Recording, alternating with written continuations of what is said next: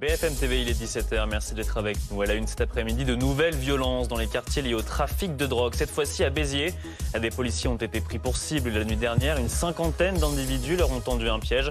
L'appartement d'une personne a entièrement brûlé après le tir d'un mortier d'artifice. Le procureur de la République pointe du doigt la responsabilité des consommateurs. 2 jours plus tôt, c'était Limoges qui était touché par des violences urbaines sur fond de trafic de drogue. Le couvre-feu, son maire l'a déjà testé l'été dernier, cet été encore, avec des résultats, vous le verrez, qu'il juge peu convaincants. Attention, dans l'est du pays, 26 départements placés en vigilance orange par Météo France pour les orages, 8 pour pluie inondation. Des chutes de grêle sont déjà recensées, notamment dans la Loire. Les violentes rafales de vent ont également entraîné des chutes d'arbres dans plusieurs départements.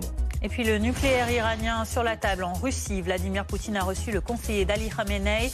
Objectif, stabiliser la situation au Moyen-Orient et régler politiquement ce dossier épineux.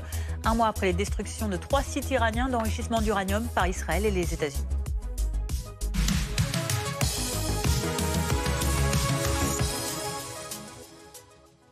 Après Limoges, c'est donc au tour de Béziers de connaître une nuit de violence dans le quartier de la Devèze. Des policiers ont été pris pour cible par une cinquantaine d'individus encagoulés. Des mortiers d'artifice qui ont été tirés en direction notamment d'un appartement qui a entièrement brûlé. Les occupants, une personne âgée et des enfants, ont dû évacuer en urgence. Laura Cambo, Margot Sève avec Agathe Alboui. Un appartement entièrement détruit par les flammes. Les habitants de tout un immeuble évacués en pleine nuit. Et un quartier encore bouleversé. J'étais chez moi et j'ai commencé à sentir des odeurs de cramé un peu.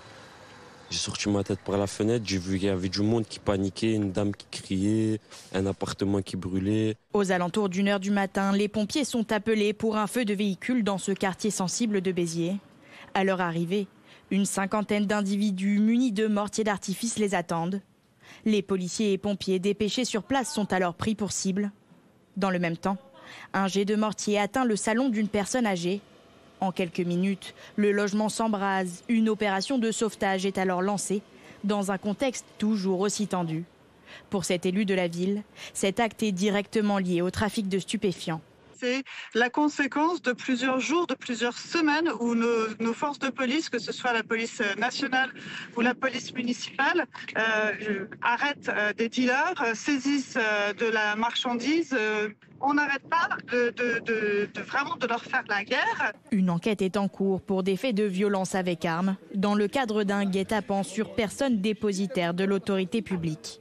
Je rappelle qu'ils encourent 10 ans d'emprisonnement pour commettre ce genre d'exactions contre les policiers et de mettre le feu à des objets appartenant à autrui. C'est 10 ans d'emprisonnement. Dans un communiqué, le préfet de l'Hérault a annoncé le renforcement des moyens de la police nationale ce dimanche soir dans le quartier de la Devèze.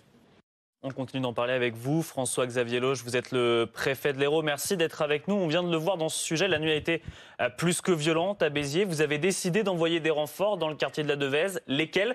Des forces similaires à la CRS 82 déployée à Limoges? Oui, c'est exactement la même unité de CRS, sauf qu'elle porte le numéro 81, qui sera ce soir toute la nuit dans le quartier. Une quarantaine de policiers de cette unité nouvelle génération, que d'ailleurs j'irai saluer ce soir à 22h. Parce qu'il est inacceptable qu'on s'en prenne aux policiers, aux pompiers. Et puis j'ai une pensée également pour cette dame qui a perdu son appartement. Justement, cette nouvelle unité que vous allez envoyer en renfort, vous savez déjà combien de temps vous allez la déployer? Écoutez, on verra. Ce que je veux vous dire, c'est que ça a bien été expliqué par Madame Ménard. Ces faits sont clairement la suite d'une activité policière très forte dans le quartier que nous avons depuis le début du mois de juillet. Puisque 6 trafiquants ont été interpellés. On a également démantelé un appartement nourrice. Et donc, nous luttons très fortement contre les stupéfiants. Et le message que je veux envoyer ce soir avec cette CRS, c'est qu'évidemment, nous allons continuer. Monsieur le préfet, on a l'impression que c'est un peu toujours le même schéma qui se répète, c'est-à-dire des opérations de police qui sont en cours, puis le trafic reprend, comme c'était le cas. Vous aviez fait des opérations place nette en décembre, et finalement, ça n'empêche pas le trafic de reprendre. Écoutez, c'est une lutte pas à pas contre les points de deal. On en a 2 principaux dans ce quartier que nous harcelons à longueur de journée et de nuit. Contre les trafiquants, on en a interpellé cette année 2 fois plus que l'année dernière dans ce quartier. Contre l'argent sale, également des stupéfiants, 14 commerces fermés à Béziers. Et c'est un partenariat du préfet, du maire, du procureur de la République que vous avez entendu. Et moi, je ne baisserai pas les bras parce que j'entends aussi les 90% au moins des personnes de ce quartier qui souffrent du trafic de stupéfiants. Donc nous allons continuer cette action. C'est la priorité du ministre de l'Intérieur. Nous allons avoir des nouveaux pouvoirs dans quelques jours avec la loi narcotrafic et je compte bien les utiliser. Justement, ces nouveaux pouvoirs, comment est-ce qu'ils sont chiffrés à votre échelle dans l'Hérault? Puisque justement, vous le disiez, il y a eu ces opérations Place Nette, il y a les renforts de CRS 81 donc aujourd'hui.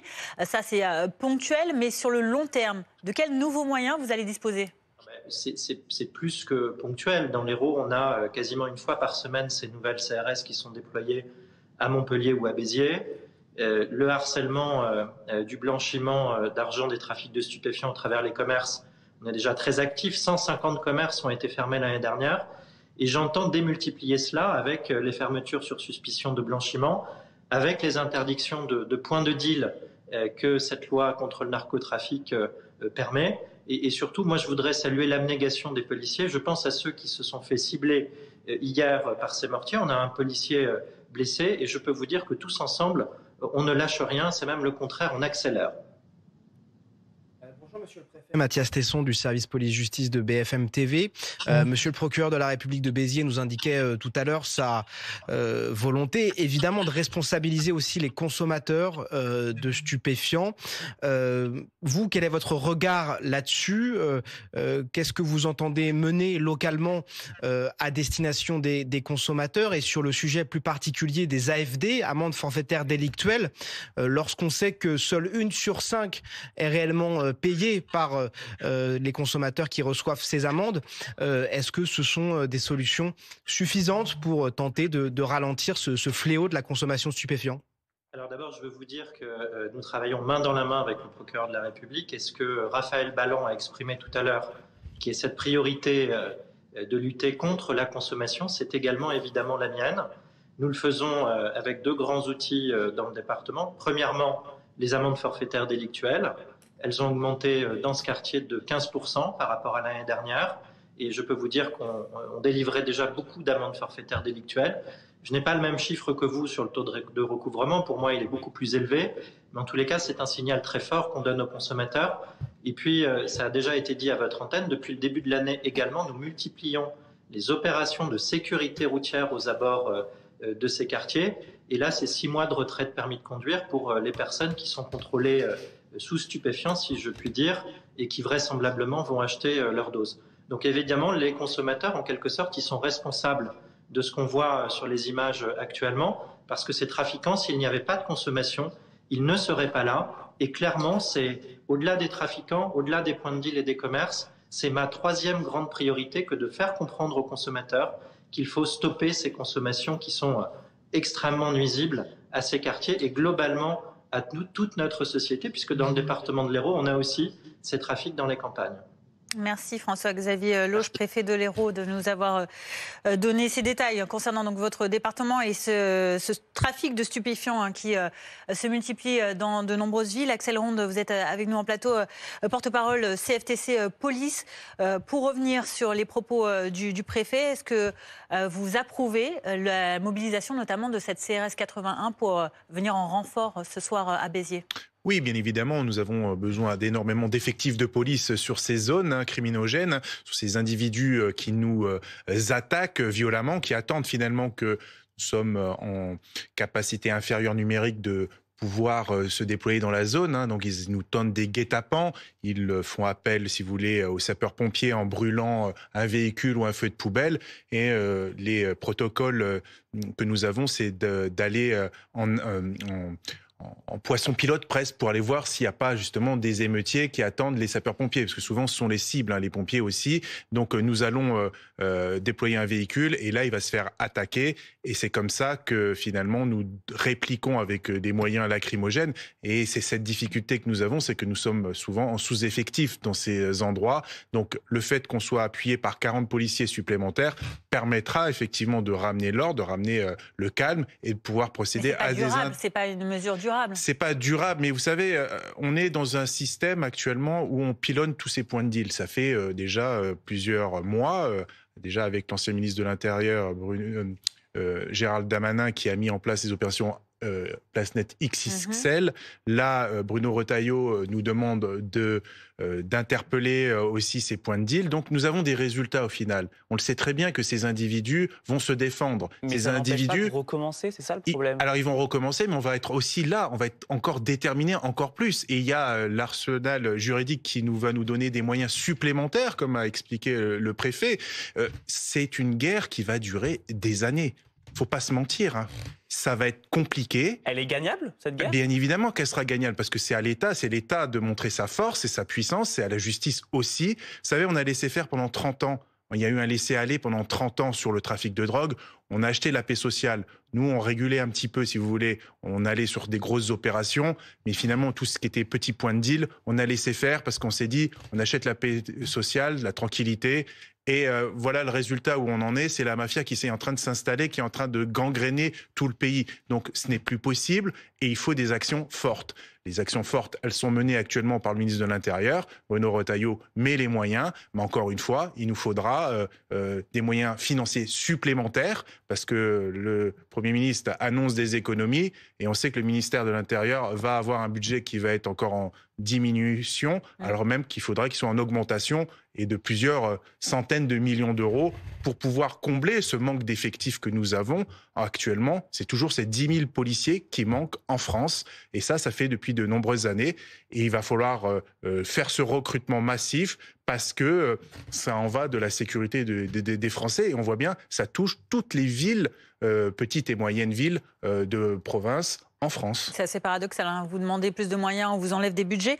Pour revenir sur les amendes forfaitaires délictuelles, on entendait le préfet de l'Hérault qui disait qu'elles avaient augmenté de 15% en un an. En quoi ça aide ? Est-ce que vraiment vous l'observez sur le terrain ?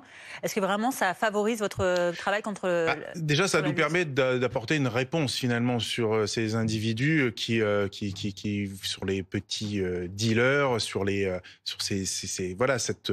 Ce qu'il faut vraiment taper aussi, c'est sur les acheteurs. C'est surtout ça. On a besoin réellement d'avoir une réponse sur ces personnes qui consomment cette drogue. Parce que, comme a dit le préfet, s'il n'y avait pas ces consommateurs, il n'y aurait pas tous ces trafiquants. Donc, il y a un problème de santé publique dans notre pays. Il y a un problème qu'il faut voir.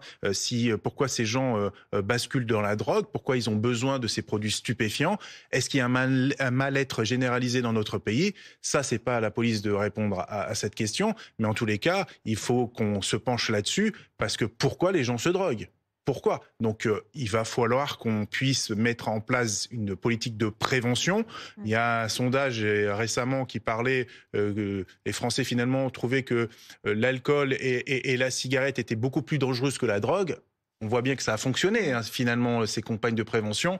Mais en tout cas, sur la drogue, ça n'a pas fonctionné. Parce que c'est compliqué de mettre en place de la prévention sur un produit qui est interdit, au final. Merci beaucoup, Axel Ronde. On a entendu votre message. Plus de moyens, il en faut plus, selon vous, pour lutter efficacement contre le trafic de drogue. Donc, la CRS 81 déployée ce soir à Béziers, selon le préfet de l'Hérault. Du côté de Limoges, c'est la CRS 82 qui sera à nouveau déployée ce soir. Décision des autorités après les incidents survenus dans la nuit de jeudi à vendredi dans le quartier du Val-de-Laurence. Ouais, et Clémence Renard, justement, on vous retrouve à Limoges avec cette nuit qui a été beaucoup plus calme que la précédente. Mais donc, on l'a compris, la vigilance reste de mise cette nuit encore. Oui, la CRS 82 a bien été déployée hier soir. Elle le sera, vous l'avez dit, de nouveau ce soir. Une quarantaine de CRS déployées donc dans le quartier du Val-de-Laurence pour rétablir l'ordre. Cette nuit a été relativement calme, même si plusieurs mortiers d'artifice ont été observés hier soir dans le ciel. Rien de comparable avec la nuit de violence de vendredi à samedi, durant laquelle une dizaine de policiers ont été légèrement blessés dans le cadre d'affrontements avec une centaine de personnes cagoulées. Une dizaine de blessés du côté des policiers. Il y a également une vingtaine de véhicules qui ont été dégradés cette nuit-là. Mais donc voilà, beaucoup plus calme cette nuit. Le maire de Limoges, de son côté, a qualifié ces événements de guérilla urbaine. On a pu discuter avec quelques habitants qui, eux, nous disent être soulagés de la présence de la CRS 82 sur place, mais ils nous disent également demander des solutions pérennes pour ne plus avoir à revivre ce type d'événement. Je vous propose d'écouter quelques réactions au micro de Milan Argelas et Laurine Velay. C'est toujours rassurant de les voir, mais bon, moi, ça me fait un peu sourire quand même, parce que je trouve que la solution, ils n'interviennent pas. Enfin, moi, je les ai vus hier soir, ils étaient au niveau de la caserne des pompiers.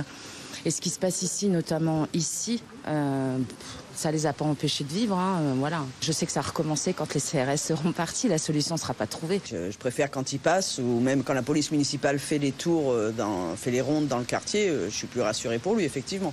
Même s'il ne sort pas aux heures où il y a le plus de mouvement. Ce 82 qui sera donc de nouveau déployé ce soir et qui pourrait potentiellement l'être également lundi soir si de nouvelles violences sont observées cette nuit. Clémence Renard depuis Limoges sur des images d'Antoine Corvert. On part à l'étranger, en Russie plus précisément. Vladimir Poutine a reçu aujourd'hui au Kremlin un proche du guide suprême iranien. Oui, Paul Gogo, on en parle avec vous. Vous êtes notre correspondant à Moscou. Paul, cette rencontre, elle avait pour but d'évoquer le programme nucléaire iranien qui a récemment été ciblé il y a un mois à peu près par des bombardements américains notamment. Oui, effectivement, et sur ce sujet-là, la Russie essaye de se positionner et elle y arrive d'autant plus qu'elle a signé en janvier dernier un accord de partenariat avec l'Iran. On sait que la Russie dialogue beaucoup avec l'Iran. Alors cet accord de partenariat, il était intéressant dans le sens où il liait les deux pays sur des questions majoritairement militaires, mais aussi sur le fait qu'il y avait un ennemi commun qui était l'Occident, qui étaient les Américains. Or, sur la question du nucléaire, cette question qui a donc été discutée aujourd'hui au Kremlin, eh bien, Vladimir Poutine a une position plutôt proche de celle des Occidentaux. C'est d'ailleurs, on s'en rappelle, ce qui avait mené à cet appel téléphonique entre Emmanuel Macron et Vladimir Poutine le 1er juillet dernier, appel qui avait beaucoup fait parler. Et Vladimir Poutine aurait essayé de convaincre le représentant de son partenaire aujourd'hui qu'il s'oppose lui aussi au développement d'armes nucléaires en Iran. Alors tout ça s'inscrit évidemment dans un contexte qui trouve un lien avec l'Ukraine, tout simplement parce que Vladimir Poutine semble vouloir continuer à combattre en Ukraine cet été, tout en gardant ses bonnes relations avec Donald Trump. Et c'est là que l'Iran intervient. Vladimir Poutine peut être tenté d'utiliser le dossier iranien pour montrer sa bonne foi et sa bonne volonté à Donald Trump et surtout prouver à Donald Trump que cette nouvelle relation qui lie la Russie et les États-Unis ne doit pas reposer seulement sur l'Ukraine, mais qu'elle peut éventuellement se développer sur d'autres sujets, comme on l'a compris, celui de l'Iran. Paul Gogo depuis Moscou pour BFM TV. On continue d'en parler avec vous, Olivier Ravanello, consultant politique international de BFM TV. Merci d'être une fois de plus avec nous. Également sur notre plateau, Ulrich Bouna, vous êtes analyste géopolitique. Ma première question s'adresse à vous. Pourquoi, finalement, Vladimir Poutine veut rester au centre du jeu du nucléaire iranien ?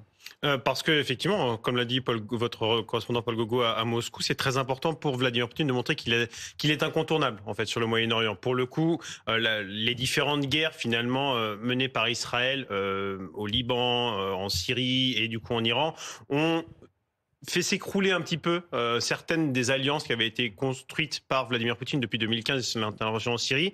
Et donc le nucléaire iranien, c'est une façon en fait de rester au centre du jeu. Il est probable aussi que, on le voit bien d'ailleurs, les Européens essayent aussi de rentrer, de revenir dans les négociations. Il y aura une rencontre la semaine prochaine entre les émissaires iraniens et les émissaires de l'E3, donc les Anglais, les Français et les Allemands, sur le sujet du nucléaire. Et donc pour Vladimir Poutine, c'est déjà une façon de se coordonner un petit peu avec un pays qui est censé être plutôt proche de Moscou. Et c'est aussi effectivement une façon de dire à Donald Trump, si tu souhaites négocier sur les grands sujets internationaux, la Russie est un partenaire incontournable. Olivier Ravanello, justement, on l'évoquait, il y a cette réunion donc, qui est prévue entre la France, la Grande-Bretagne, l'Allemagne et donc Téhéran la semaine prochaine. C'est dans ce cadre-là que justement la Russie aujourd'hui entend jouer un jeu. On voit qu'il y a une fenêtre de tir à utiliser. Exactement, on est en train de reposer le cadre qui avait permis d'obtenir le fameux accord de 2015. Dans cet accord-là, vous aviez 5 pays qui s'étaient employés à réunir les positions, les États-Unis, la Russie et au milieu, en effet, les 3 pays européens que sont le Royaume-Uni, l'Allemagne et la France. Les États-Unis s'étaient retirés après. Et ensuite, ça avait permis l'accord de 2015. Et c'est Donald Trump qui a cassé cet accord, considérant qu'il n'était pas suffisamment contraignant pour l'Iran. Et ce qui fait que l'Iran, de son côté, a repris l'enrichissement. Et on a vu où tout cela nous a mené il y a quelques mois. Donc l'idée là, c'est de remettre sur la table un cadre pour à nouveau trouver un accord qui permettrait d'encadrer l'uranium iranien. On reprend les mêmes acteurs, chacun reprend le même rôle. Le rôle de la Russie, c'est en effet d'être le plus proche des positions de l'Iran.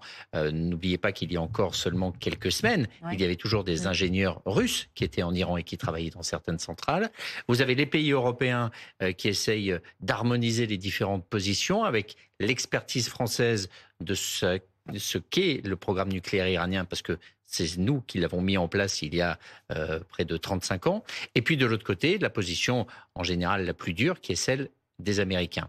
Deuxième point extrêmement important à avoir en tête à l'heure où on se parle, c'est la personnalité de celui qui est venu rencontrer Vladimir Poutine. Ouais. Il s'appelle Ali Larijani. Ça n'est pas simplement un conseiller. C'est pas un conseiller technique qui vient pour faire l'état du programme nucléaire. Un proche du guide suprême. C'est un proche du guide suprême et c'est surtout une grande famille politique en Iran. C'est les Larijani, des gens qui sont depuis le début de la révolution iranienne au cœur du système. C'est pas eux qui vont faire la révolution dans l'autre sens. Ils sont au cœur du système. Le père d'Ali Larijani était un ayatollah extrêmement respecté. Son frère a eu des responsabilités politiques, notamment président de l'Assemblée. Lui-même, l'homme qui discute avec Poutine, s'est présenté 3 fois à la présidentielle. Donc ça pèse lourd politiquement. Et ça incarne un courant pragmatique. Larijani, sur les accords de 2015, avait applaudi, avait soutenu cet accord, alors qu'en Iran, il y avait beaucoup de nationalistes qui étaient opposés à cet accord. Donc vous avez une personnalité qui, en fait, n'est pas là pour discuter avec Poutine de combien est-ce qu'il reste de centrifugeuses et dans quel état elles sont. Il est là pour dessiner potentiellement un avenir au régime et de nouvelles relations. C'est quelqu'un qui peut parler au nom du guide, c'est quelqu'un qui peut parler aussi au nom de certaines familles politiques au sein du régime iranien. C'est quelqu'un, encore une fois, qui pèse plus lourd qu'un conseiller technique. Eric Bonnat, du coup, le rôle de Vladimir Poutine dans tout ça, on a un peu l'impression qu'il est jugé parti, qu'il est des deux côtés. Comment est-ce qu'il va pouvoir se positionner clairement ? Pour le coup, en fait, je pense que la Russie a une position qui a toujours été assez constante par rapport au nucléaire iranien, quand bien même, effectivement, il y a des accords de partenariat de plus en plus forts entre Téhéran et Moscou. Pour le coup, Vladimir Poutine et la Russie, de façon générale, n'a aucun intérêt à ce que l'Iran obtienne la bombe atomique. Je pense que ça, il y a un consensus général là-dessus. Et donc, pour le coup, les Russes, en fait, déjà dans l'accord de 2015, avaient proposé que tout l'uranium enrichi en Iran bascule en Russie et que ce soit finalement la Russie qui fournisse du combustible nécessaire aux activités nucléaires pacifiques de l'Iran.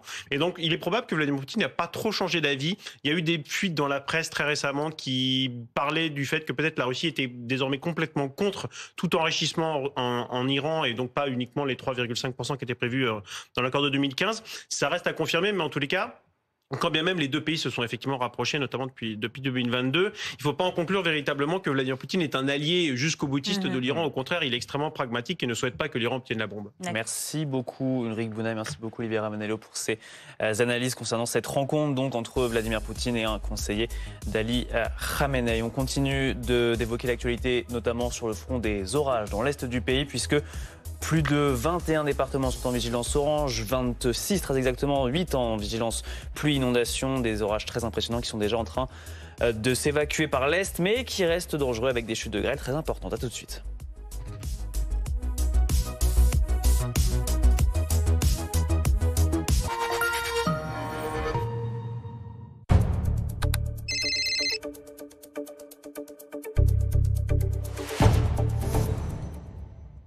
Aujourd'hui, on va parler de toit. Avec le temps, votre toit se fragilise, créant des problèmes d'infiltration et d'isolation. Mais avec hautetoiture.com, refaites votre toit en express. Remplacement de l'étanchéité, de lithos et de tuiles. Pour un toit neuf et garanti 10 ans. Inscrivez-vous sur hautetoiture.com pour un devis immédiat. hautetoiture.com. Avouez, vous estimez la valeur de votre bien à l'instinct. Avec arthurimo.com, vous avez une estimation rapide, fiable et 100% expert. Un agent immobilier et expert immobilier à portée de main qui vous donnera la valeur exacte de votre bien. Vous aussi, faites une estimation de votre bien sur arthurimo.com. Avant, le mal de dos gâchait mes nuits. Avec le matelas Perco, j'offre à mon dos un confort ultime. Et à moi, de meilleures nuits. Perco a créé le meilleur matelas pour soulager notre dos avec des professionnels de santé. Testé par un laboratoire indépendant, sa technologie Body Adapt répartit idéalement mon poids pour soulager mes points de tension. Dans les 15 premiers jours, j'ai senti un soulagement de mes douleurs. Comme 9 utilisateurs du matelas Perco sur 10. Essayez aussi le t-shirt dispositif médical Perco, le plus recommandé par les médecins pour soulager le dos. Profitez des soldes sur perco.com. 8e édition du Grand Prix des maires. Maire élu, votre commune met en place des initiatives entreprenantes. Inscrivez-la dès maintenant sur grandprixdesmaires-candidature.fr. Avec Comme J'aime, j'ai perdu 44 kilos en 9 mois. En 6 mois, j'ai perdu 11 kilos. Et moi, j'ai perdu 50 kilos en 10 mois. Grâce à Comme J'aime, j'ai perdu 13 kilos en 5 mois. J'ai perdu 11 kilos en 4 mois. J'ai perdu 9 kilos en 4 mois. Et moi 15. Ça c'était moi avant, mais aujourd'hui j'ai perdu 15 kilos. En 9 mois, j'ai perdu 24 kilos avec Comme J'aime. Et moi, 57 kilos en 11 mois. Alors pour perdre du poids, profitez de notre offre exceptionnelle pour l'été. Moins 100 € sur votre premier colis. Rendez-vous tout de suite sur commej'aime.fr. Commej'aime.fr. Sur la route, il y a tout le monde et il y a nous. En cas de danger, en cas de contrôle, nous sommes prévenus, nous nous prévenons. Avec Coyote, j'évite les amendes et je roule à la bonne vitesse. Coyote, faire la route ensemble.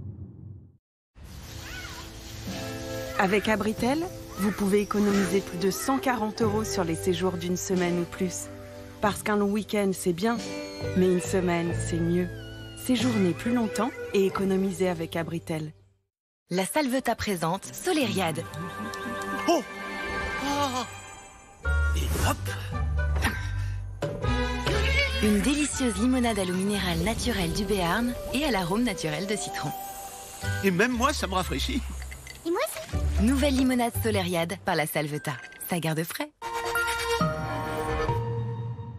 Depuis 10 ans, le confort des matelas Emma fait beaucoup de bruit.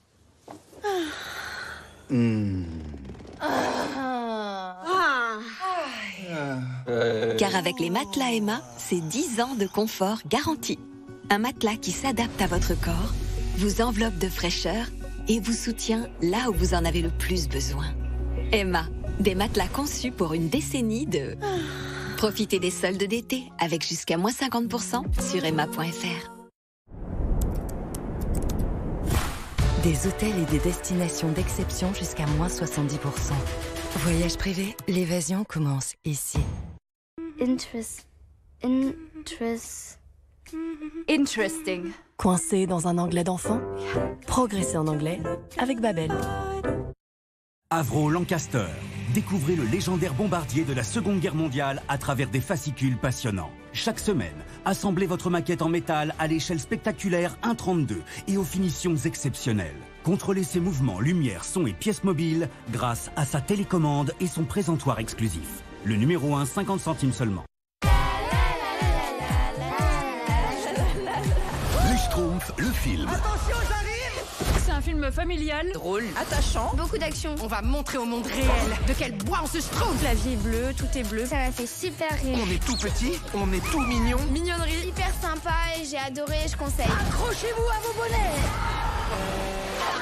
Je crois que je me suis schtroumpfée dessus. Les schtroumpfs, c'est trop bien. Actuellement au cinéma. Et pour vous, c'est quoi la mobilité plus abordable? C'est de pouvoir faire réparer ma voiture en maîtrisant mon budget. Pour vos pièces auto, les garages AD vous proposent leur marque de distribution Isotech au service de votre pouvoir d'achat. Prenez rendez-vous sur ad.fr. AD, c'est sûr depuis 40 ans. Moins 10% les deux mains gauches.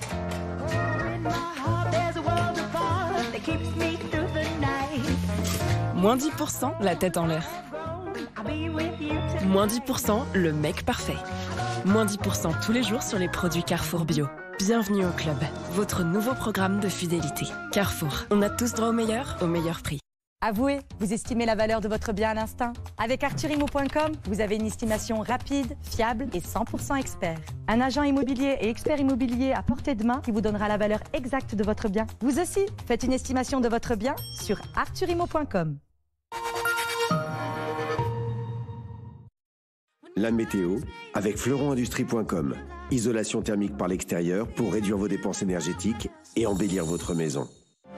Soyez serein devant la météo avec autoiture.com. Un toit refait à neuf et en express. Autoiture.com. Votre programme avec l'Azérostop, centre stop tabac proche de chez vous. Plus d'infos sur l'azérostop.com. C'est la météo avec Écran, une routine solaire exclusive qui protège votre peau avant et la répare après avec Viteox 80. Écran, bien plus qu'une protection.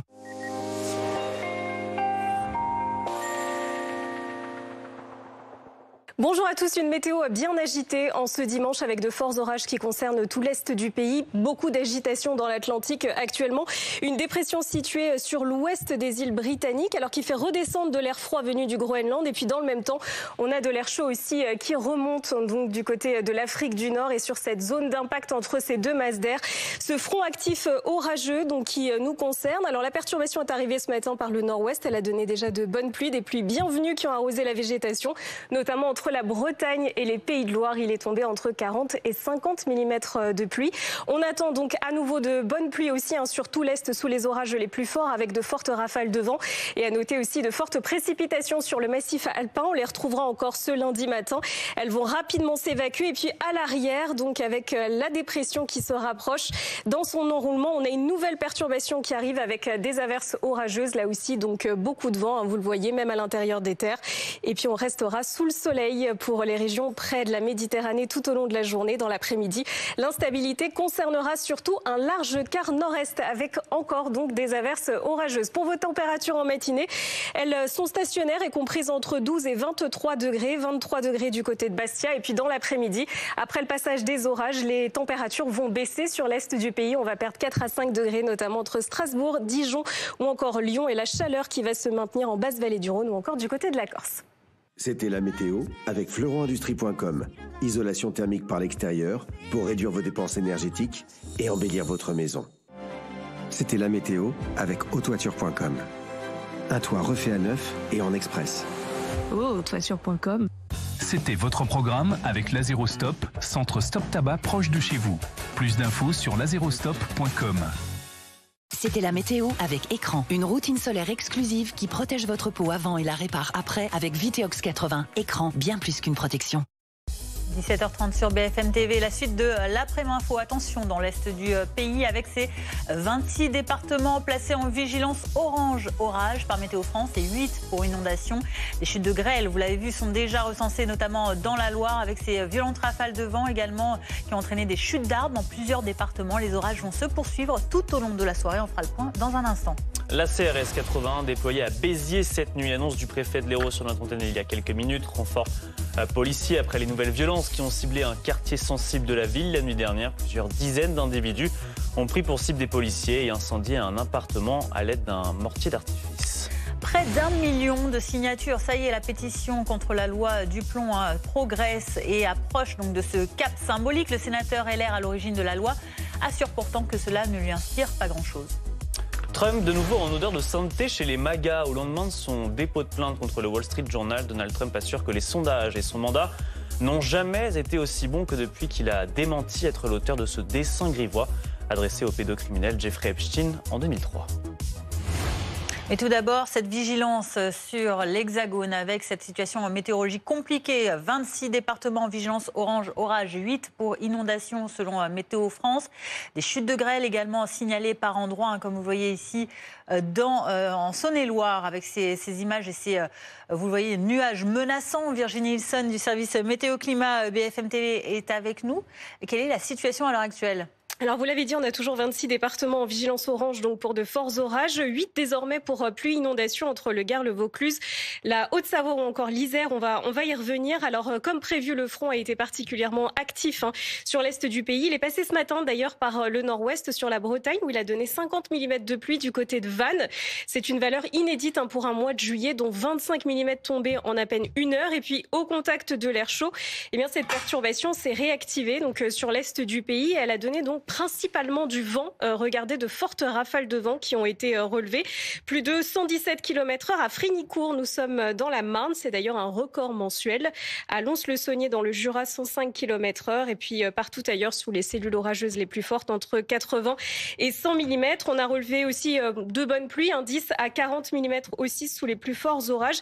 Et puis on a pu observer des orages, ce qu'on appelle supercellulaires. Donc comme son nom l'indique, ce sont des orages avec des cellules un peu plus imposantes qui peuvent peuvent couvrir des dizaines de kilomètres et qui aussi peuvent causer davantage de dégâts. Et rapidement, Virginie, attention ce soir aussi aux paramètres pluie. Voilà, exactement. Et on va regarder donc surtout en basse vallée du Rhône. Vous le voyez ici, on a un front actif qui va circuler dans le courant de la soirée et de la nuit prochaine entre les Alpes, la basse vallée du Rhône jusqu'à l'est du Languedoc. Ça peut donner 50-80 mm avec un pic d'activité entre 2h et 6h du matin. Donc soyez prudents si vous habitez dans cette zone. Merci Virginie. Ilson, dans l'actualité également, Béziers face à une nuit de violence provoquée par plusieurs dizaines de personnes dans le quartier de la Devèze. Laura Cambeau, vous êtes à Béziers pour BFM TV avec notamment cet incendie qui a pris dans un appartement, dans un immeuble d'habitation sur fond de trafic de drogue.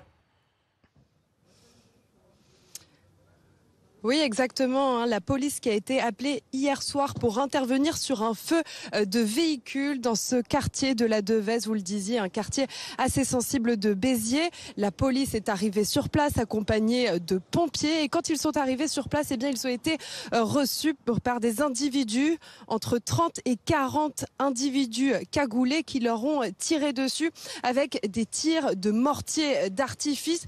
Un homme, un policier de la BAC a été légèrement blessé. Et puis surtout, en effet, il y a ce tir de mortier qui a atterri dans le salon d'un immeuble qui se trouve juste ici.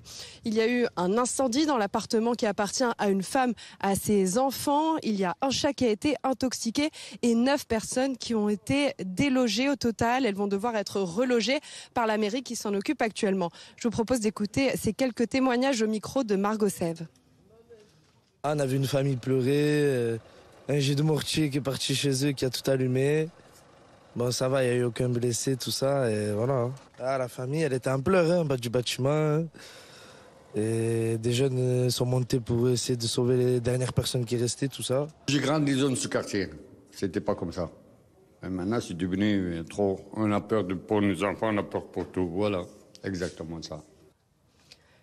Les fauteurs de troubles n'ont pas été interpellés. La police est actuellement en train de mener une enquête pour retrouver ces personnes qui risquent jusqu'à 10 ans d'emprisonnement. Les enquêtes se font d'ailleurs actuellement, vous pouvez le voir, avec la police nationale qui est arrivée sur place il y a quelques minutes. Et puis, il faut également préciser que le préfet de l'Hérault a pris des mesures supplémentaires. Il y aura un renfort de la police nationale ce soir avec une unité de section de CRS spécialisée dans les violences urbaines qui doit arriver. Laura Cambeau depuis Béziers sur des images de Margot Sève. On continue d'en parler avec vous, Mathias Tesson, journaliste police-justice de BFM TV. Ces 40 policiers en renfort de la CRS 81, qu'est-ce qu'ils vont faire de plus ? Alors déjà, il faut bien comprendre que ce sont des policiers aguerris sur le thème des violences urbaines et donc ils seront là à la fois pour dissuader de nouveau des individus de passer à l'acte à nouveau la nuit prochaine. Faut bien comprendre que quand vous voyez arriver une quarantaine de policiers en tenue, équipés, forcément les velléités de passage à l'acte des uns et des autres vont probablement diminuer et donc probablement que la nuit sera beaucoup plus calme cette nuit et c'est heureux évidemment pour les habitants de ce quartier. S'il y a de nouveau des affrontements tout de même à la marge ou des comportements un petit peu suspects, eh bien ces policiers qui seront là en nombre pourront interpeller éventuellement des auteurs beaucoup plus rapidement que s'ils n'avaient pas été là. Et puis forcément, ça vient, comment dirais-je, ces policiers supplémentaires vont sécuriser évidemment les lieux, vont sécuriser ce quartier et vont faire en sorte que il n'y ait pas de tentative à nouveau de jet de mortier à la fois sur les immeubles mais aussi sur les policiers. C'est un impact surtout dissuasif pour tenter de faire en sorte qu'il ne se passe pas la même chose cette nuit dans ce quartier sensible de Béziers. Bonjour Cyril Janin, vous êtes secrétaire national délégué du syndicat Unité responsable Sud-Ouest. On en parle de ce déploiement de la CRS 81 à Béziers, comme c'est le cas à Limoges, on l'annonçait encore hier, la CRS 82. Il y a également d'autres mesures qui sont prises dans d'autres villes, comme notamment à Nîmes avec ce couvre-feu. Quelles sont les solutions concrètes que vous préférez mettre en place, qui sont les plus efficaces pour lutter contre le trafic de drogue ? Alors, pour lutter contre le trafic de drogue...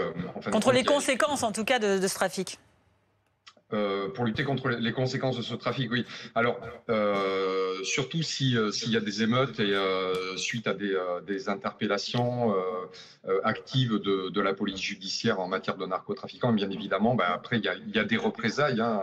Ils font savoir leur mécontentement par la violence. Et ce qui est important, c'est l'occupation du terrain. Il n'y a que ça qui paye aujourd'hui. Et c'est là où on a un petit peu de difficultés, sauf bien évidemment quand les CRS viennent à notre grand secours sur les agglomérations. Et là, on arrive à rétablir l'ordre public, mais là où c'est un petit peu difficile, et c'est ce qui nous manque un peu, ce qui nous manque, c'est des effectifs, et toujours des effectifs, et occuper le terrain. Alors justement, Cyril Janin, vous dites, il n'y a que ça qui marche, la présence des policiers dans les quartiers. Il y a plusieurs édiles élus, notamment de mairie, qui disent, bon bah voilà, nous il nous faut du bleu dans les quartiers pour empêcher les trafiquants et les jeunes trafiquants de sévir. C'est vous ce que vous préconisez au gouvernement? Plus de moyens, plus d'hommes dans les quartiers? Oui, bien évidemment, beaucoup de policiers. Alors une présence policière, mais attention, du bleu, c'est pas n'importe quoi. C'est une police active et efficace. C'est-à-dire parce que la simple présence de bleu sur le terrain, vous savez, on a toutes sortes de bleus, et même ne serait-ce que dans la police nationale où on a des réservistes qui peuvent faire de la police de proximité, mais il faut face à une délinquance comme on peut le voir aujourd'hui, où ce sont de très jeunes délinquants, très actifs, donc il faut en face une police active. Et ce qui est important aussi, parce que mettre du bleu sur le terrain, ça a toute son efficacité, mais derrière, il nous faut des effectifs pour la police judiciaire. La police judiciaire est aussi débordée, et donc il faut que derrière, une réaction immédiate de la police judiciaire qui poursuive ces investigations, parce que là, alors moi je ne suis pas spécialiste du Sud, c'est plutôt le Sud-Ouest, mais là, ce qui se passe à Béziers, c'est qu'on a une action efficace de la police judiciaire qui vient perturber le trafic de stupéfiants, mais derrière, il faut pouvoir s'attendre à ce type de réaction violente de la part des émeutiers. Et donc, nous, ce qui nous manque sur le terrain, c'est des policiers. Et le nerf de la guerre, c'est ça. Et notre plus gros problème aujourd'hui, c'est qu'on manque partout, dans toutes les agglomérations, de police sur le terrain. Et notamment, vous voyez, Béziers, hier, c'était Limoges. Ce sont des villes plus petites que Marseille pour Béziers ou Limoges, Bordeaux, et où on manque d'effectifs sur le terrain. Vous voyez, tout à l'heure, vous parliez de 40 effectifs qui arrivent et qui font du bien avec l'arrivée des CRS, mais c'est ce qui nous manque à Limoges. Il nous manque 40 effectifs. Merci Cyril Janin d'avoir accepté de nous répondre cet après-midi dans l'après-info. 17h41 et ce compteur qui ne cesse de grimper. Et on approche, vous le voyez vraiment, on flirte vraiment, million de signatures donc pour cette pétition contre la loi du plomb. Elle continue d'engranger des soutiens sur le site de l'Assemblée nationale. C'est du jamais vu. Et malgré tout, ce matin, sur BFM TV, le sénateur LR Laurent Duplomb, qui est à l'origine de cette loi, assure que ces signatures ne lui inspirent pas grand-chose. Reportage de Fanny Regnault. Pour Jean-François Lamassé, cette loi est essentielle.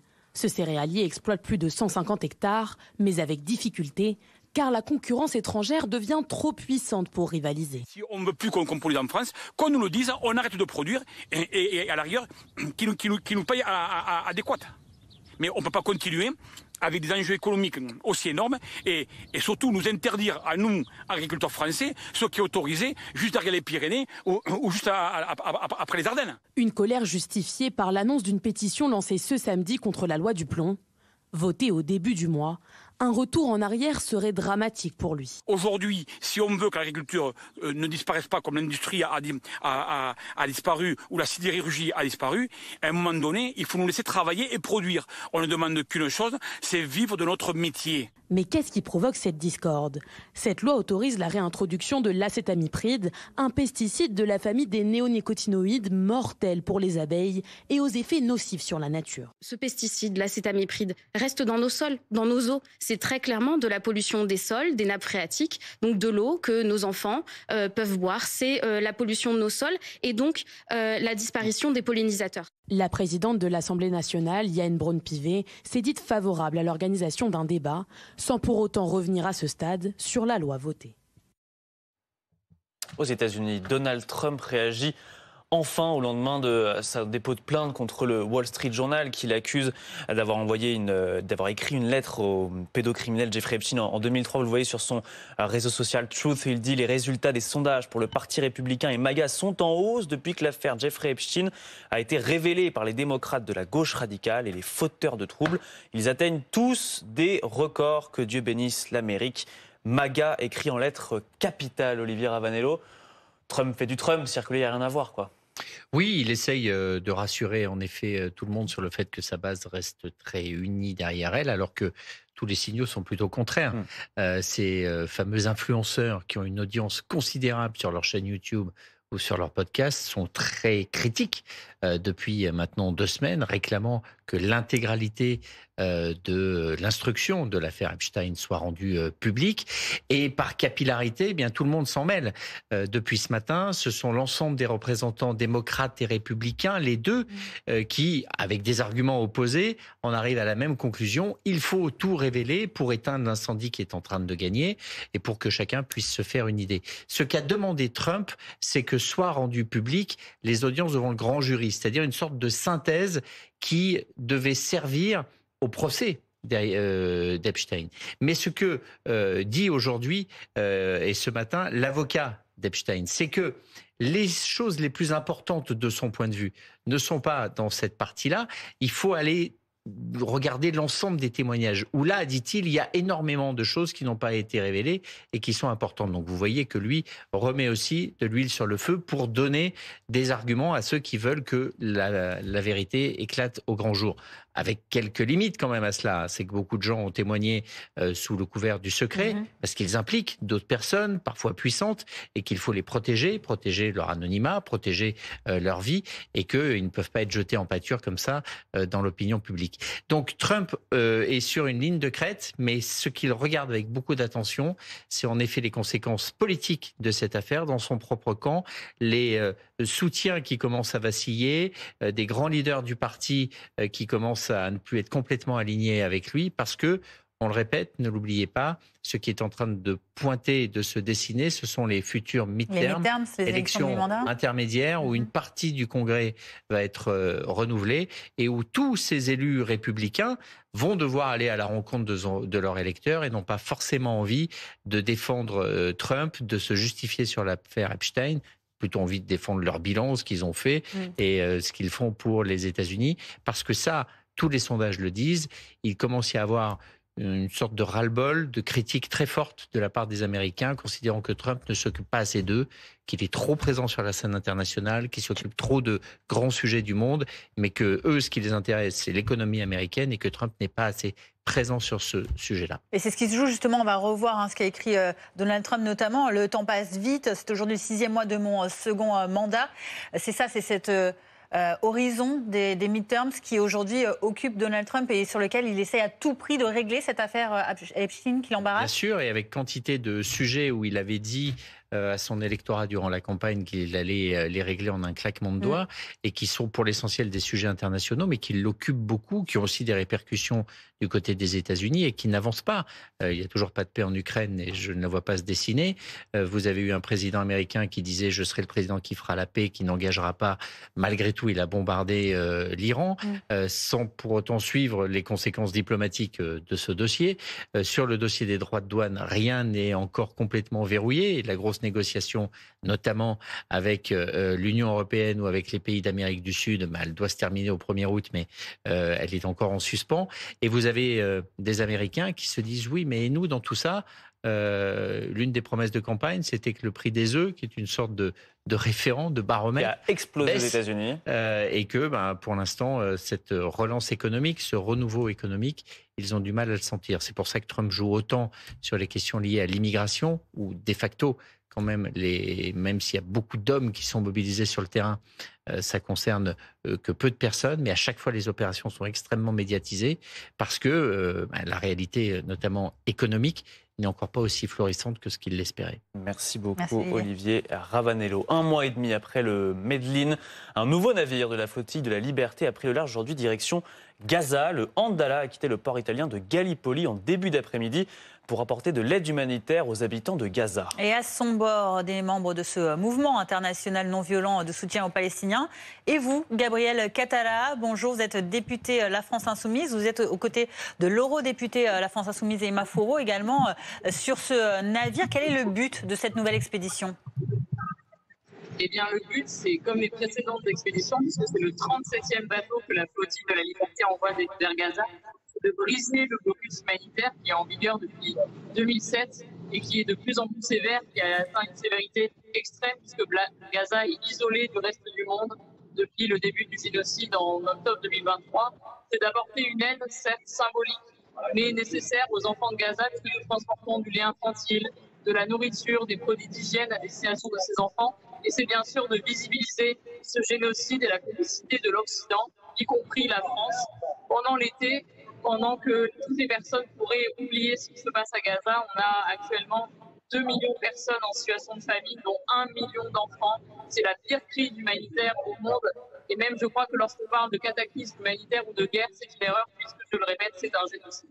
Après, la France n'est pas responsable de ce génocide, comme vous dites, à Gaza, puisqu'il ne bombarde pas Gaza. En revanche, vous qui êtes dans ce bateau, vous n'avez pas peur. Vous qui êtes dans ce bateau, vous qui êtes dans ce bateau, vous n'avez pas peur de finalement ne pas pouvoir arriver sur la bande de Gaza, de ne pas être arrêté par Israël ?